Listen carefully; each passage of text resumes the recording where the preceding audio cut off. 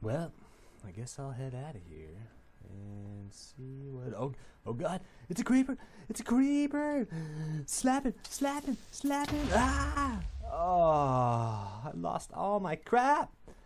No! Ah!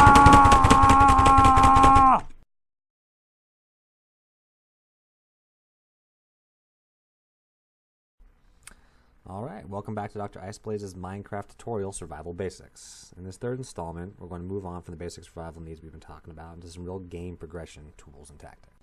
So you've survived the first night, and you've got the basic essentials to eke out mere survival. But that still leaves you wondering, what's next? Next, we got to get out there and actually get some more advanced resources, get some more advanced tools. But to do all of that, we got to first learn a little bit about exploration. The first most important tactic we're going to talk about is marking points of interest from a generic standpoint. The second thing we're going to talk about is finding and utilizing natural caves both for their resources and as landmarks. The third thing we're going to talk about is generic pre-map navigation tactics. And then, of course, the final thing is getting ourselves a map so we can take full advantage of our exploration tools. So the first most basic thing that you can do before you venture out from your main base is establish a beacon of sorts so that you know where it is. You always want to remember where your home is. When it's kind of carved into a little wall or cave like this, it's going to be hard to find when you start actually getting some distance. It's good to memorize some of the terrain, obviously, but there's a simple tactic that you can use to make it all the more easier to find your way back should you get lost as you spelunk around the Minecraft world. And it's what I call beacon. Now, basically, the whole premise is pretty simple. You build some kind of unusual brick, a certain number of blocks high, so that you can, see this beacon from far away. I ideally use sand because when you want to take it down later, it's a lot easier. Cobblestone works, but anything pretty much other than an obvious thing, like a tree or dirt. If you use actual logs, you're not going to be able to distinguish it from a forest, per se. So using, sand bricks like this should be pretty good. And now this is probably as high as you want to go because then when you jump off, you don't want to die. I still might, but let's see. Nope. All right, perfect. So, a little sand beacon that I'll see from pretty far away will pretty much signify that this is where my base is. You can pretty much do that with any other major cave that you want to explore. I just call it beaconing. And it's a pretty good tactic for kind of identifying landmarks that you actually want to go back and revisit later. The next thing you're going to need as you start exploring is a good amount of supplies. So what I always keep on me at all times is a crafting table, a full stack of sticks, as many torches as you have coal to make. And again, we talked about before, if you can't find coal in your base like I did there, you can try digging down until you find some, or if you have a lot of wood around, you can go chop it down and make charcoal. Once you have those couple things, then you're going to want at least one pickaxe, a backup, one shovel, a backup, one sword, ideally a backup, and you're probably not going to need a stone axe because we're going to be digging down. We're not going to be going for that. And then the next most important thing you're going to need is food. So I've killed a couple more pigs and cooked them up, and that's actually a great supply for now because as you can see, our farm still hasn't really borne much fruit. An option you can do is you can wait until night, use your sword, play very carefully, kill a couple skeleton archers, and they'll drop this stuff called bones.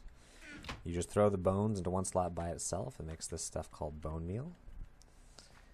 And then you can force your crops to grow faster. So there's a fully matured wheat crop. And if you kill enough skeletons and you mature enough wheat crops fast enough, you can make some bread and take that with you. Since we got lucky and we have enough supply of pigs and such, we'll just stick with that. So the sand I'm going to keep with me as well, because I might actually going to need some later. I don't have that much saved, so I've got my one beacon. So our ultimate goal is to make ourselves a map. It is the holy grail of exploration, and it will save you more broken keyboards than you can shake a stick at. And you got one of two ways that you can go about getting the resources that you need to make a map. One is to go in the back of your base and start cutting down, eventually creating a strip mine where you're going to cut out tons of rock and do all that time-intensive work in hopes that you find some iron and redstone, which are two of the three components you need to make a map. Or you can do what I recommend, which is just go out spelunking a little bit, taking advantage of some of these other exploration tactics that I'll tell you about, to find natural caves, which are basically caves already generated by the Minecraft engine when you generate the world, and they leave a lot of exposed rock, which makes it way quicker to find some of the natural resources that you need early on.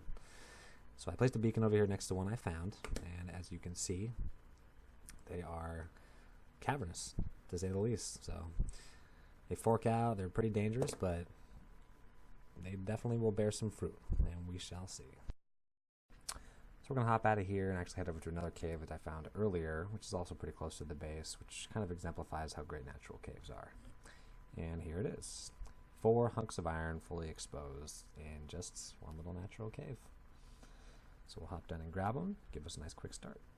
Alright, we're done talking about using beacons to mark points of interest and the awesomeness of natural caverns to get a quick start. Next, we got to talk a little bit more about pre-map navigation. First, you always want to use torches as breadcrumbs so that you can follow your footsteps back after a long walk. Second, if you're in a natural cavern, stick to one fork initially, otherwise you won't know which trail of crumbs to follow.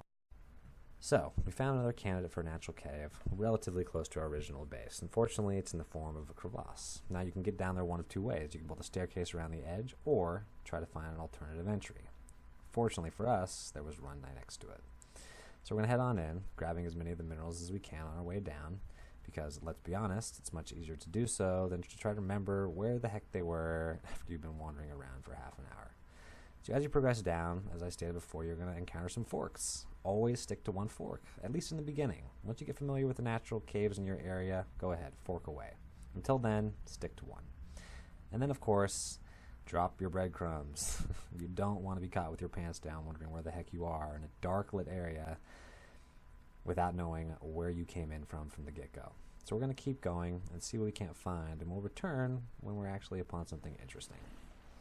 So here we are at the bottom of basically that one long natural cavern after sticking to one fork, and we found this little waterfall. We're going to control the water flow really quick because it's going to make things a lot easier for us. And look what we found. Redstone!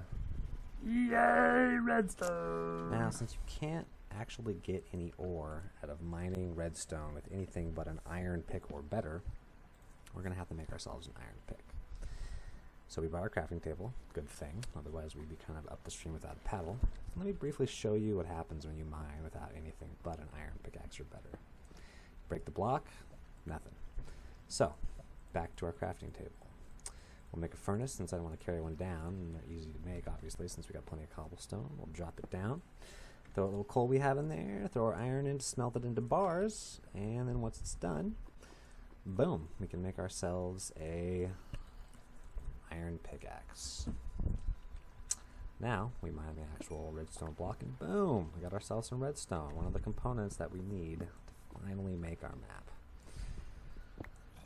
So break up and grab all the things that you need, and then we're going to head back up. Since we've pretty much got what we come down here for, we can remember this path as we go back up. We'll probably come back down there again to maybe scout for diamond, who knows. It's pretty much at that level where you're going to be able to find it. As you can see, I am following my trail of breadcrumbs for the most part. It does kind of diverge and do some weird things along the way. Grabbing ore that I forgot to grab, which was silly. Also notice how much faster it is to mine even just the coal with an iron pickaxe. It's one of the benefits of upgrading your toolkit.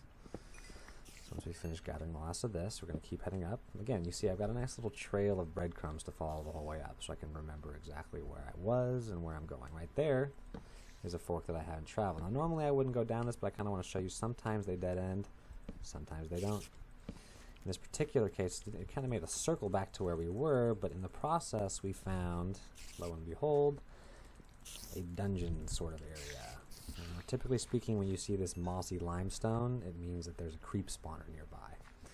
Now this is what's kind of weird because it's buried by gravel, but as soon as we peel back a little bit of the gravel, we can see, oh, yep, it's a spider spawner sitting right there. Oh, and there's one that just spawned right because of it. And next to these creature spawners, typically speaking, is a chest, which you can see there on the left. We're first going to take out this little spider spawner so that we don't keep getting attacked as such. And then we'll clear the area a little bit so we can actually get access to this chest. And the cool thing about these kind of chests is you find some really interesting things you wouldn't find anywhere else. Like you find name tags, different records for music that you can put in the jukebox once you eventually make those. Buckets are easily craftable, but this early, it kind of takes more iron than we want, so we'll be able to actually grab some water now without spending iron on making buckets. Kind of cool. Now, usually I'd actually mine up all this mossy limestone because you can't craft it, and it's kind of rare, and it kind of adds a cool effect when you're building buildings, but in the interest of time, we're just going to head back up and follow our breadcrumbs.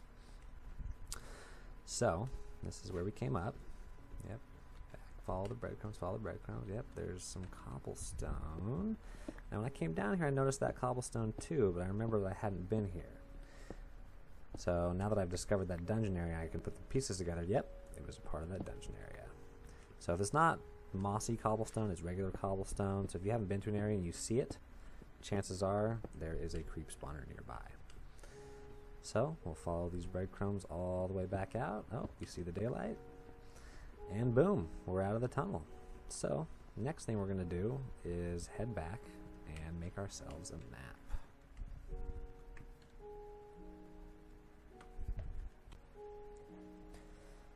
Alright, so we made it out of that longer than I would expect little first spelunking adventure into a natural cave.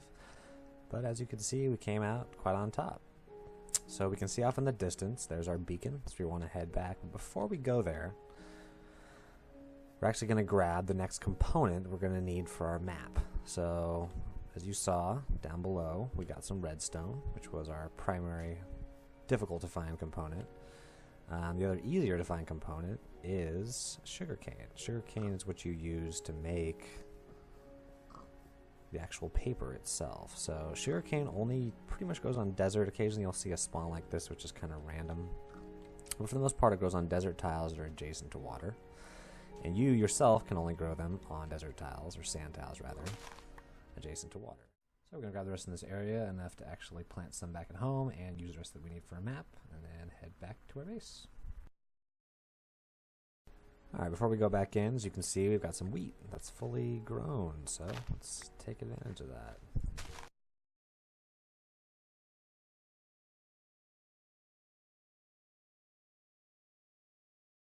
Alright, so now we're going to head back in, briefly drop off all the stuff in our bags, grab the sand that we're going to need to plant whatever leftover sugarcane that we're not going to use immediately for our map.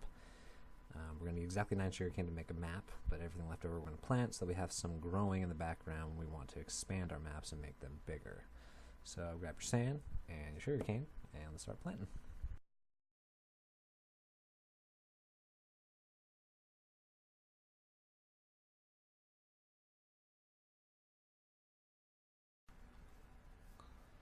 And it's nighttime, so perfect timing.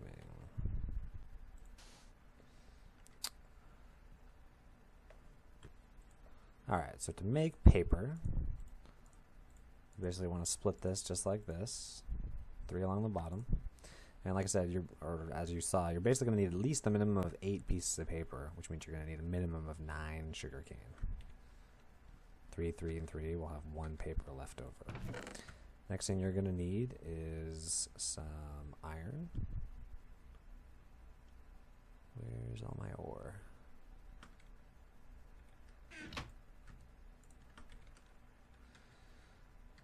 And the last thing you're going to need is some redstone. Alright, we're going to wait on our last 2 pieces of iron to get our 4 pieces needed to make a compass. And then we're going to throw those 4 pieces in the north, south, east, west positions with a redstone in the middle. And you got yourself a compass. Compasses are kind of handy on their own because the needle always points to your spawn point. So if you do happen to use them, you'll always know where your spawn point is relative to where you are, although it can be kind of tricky still. So I tend to use them mostly just for maps. So make a map, you just place that compass in the middle, surrounded by 1 piece of paper, and boom, you got yourself an empty map.